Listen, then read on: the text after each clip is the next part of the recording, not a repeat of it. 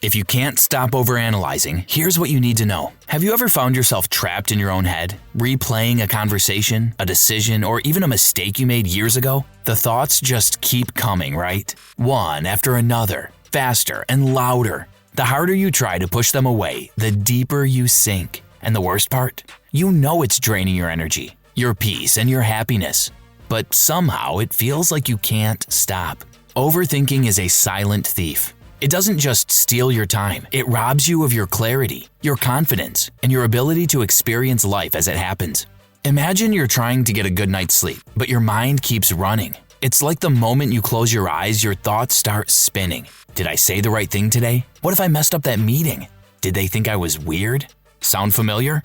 Here's the reality. This doesn't just happen once or twice. It has become a habit. Overthinking becomes your constant companion, a voice in your head that never lets you rest. And the worst part? The more you try to quiet that voice, the louder it gets. It's like trying to silence a screeching siren that you can't escape from. In this state, nothing seems to matter except the thoughts that are running wild in your head. You replay conversations, decisions, past mistakes, anything that your mind can latch onto. And then you start overthinking the consequences of these thoughts, which, by the way, you can't change anymore. The time spent pondering these things, it's wasted energy, and it's time you'll never get back. Overthinking often leads to making mountains out of molehills. You start with a small, innocent thought and somehow turn it into a catastrophe. This magnification makes every decision feel monumental. A simple decision about what to eat for dinner can feel like a life-altering choice. This paralysis keeps you stuck, making you feel like you can't take action because the consequences of making the wrong choice feels too big to handle. Chapter 1. Why overthinking feels so hard to stop.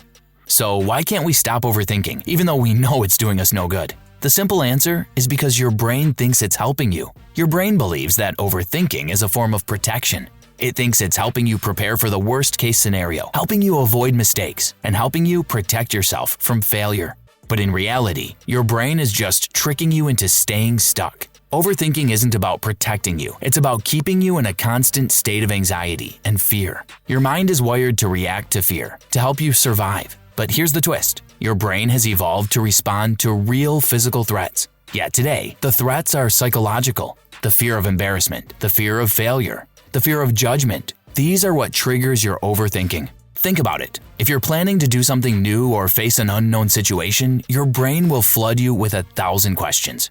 What if it goes wrong? What if I'm not good enough?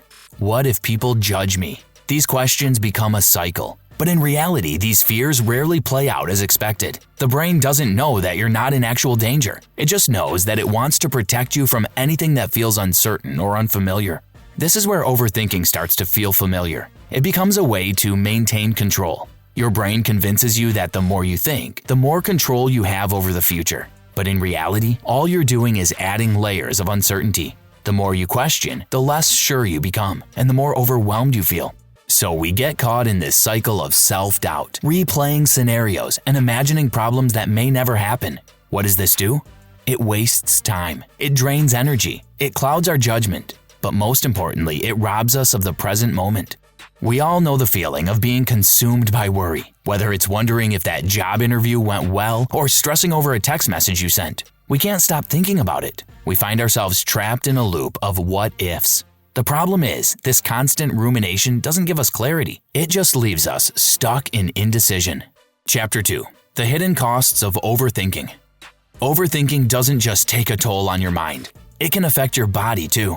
When you're in a constant state of overthinking, your stress levels rise. Your body starts releasing cortisol, the stress hormone, which is great when you're in actual danger, but when you're constantly under stress, even for minor things, it can lead to physical issues like headaches, fatigue, digestive problems, and even anxiety or depression.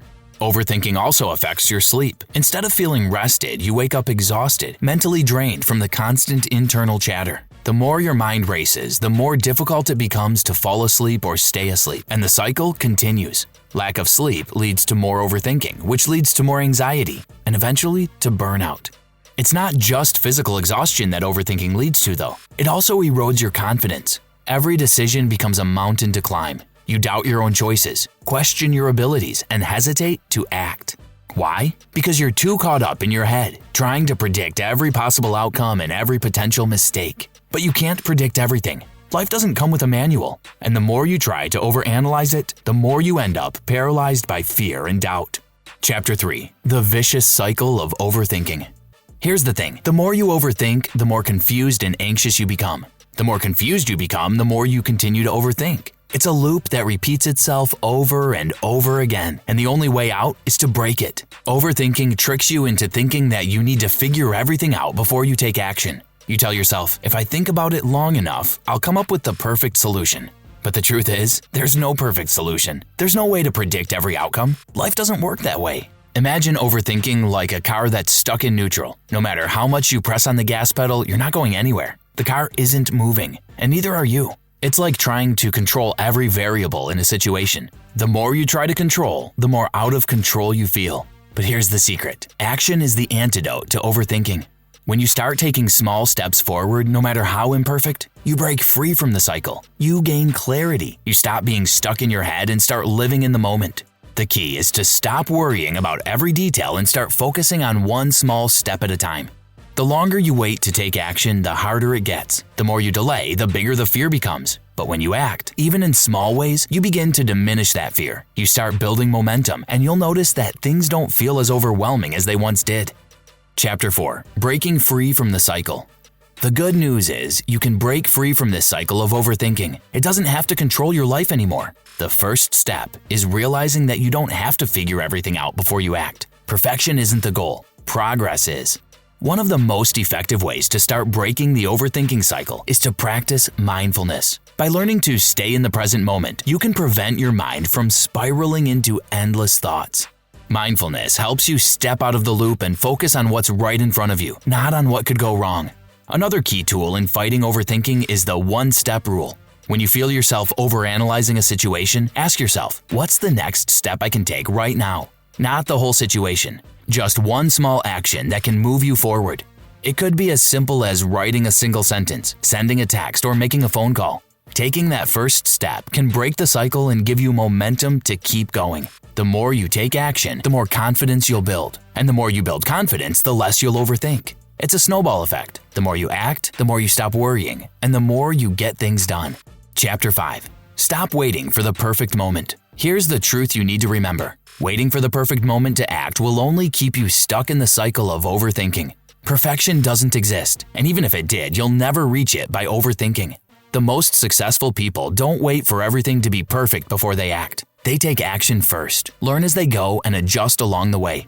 If you wait until you're sure everything is perfect, you'll be waiting forever. The key is to embrace imperfection. The first step might not be flawless, but it's a step, and that's what matters. Progress, not perfection, is what will get you where you want to go. So, how long will you let overthinking control your life? Every moment spent in that spiral is a moment you're missing out on living fully. The good news is you have the power to change, starting with just one small step. Stop waiting for perfection. Progress is what counts. If this video helped you, hit like, comment, and share it. Don't forget to subscribe for more tips on breaking free from overthinking. Remember, the only thing standing between you and freedom is taking that first step. What will yours be today?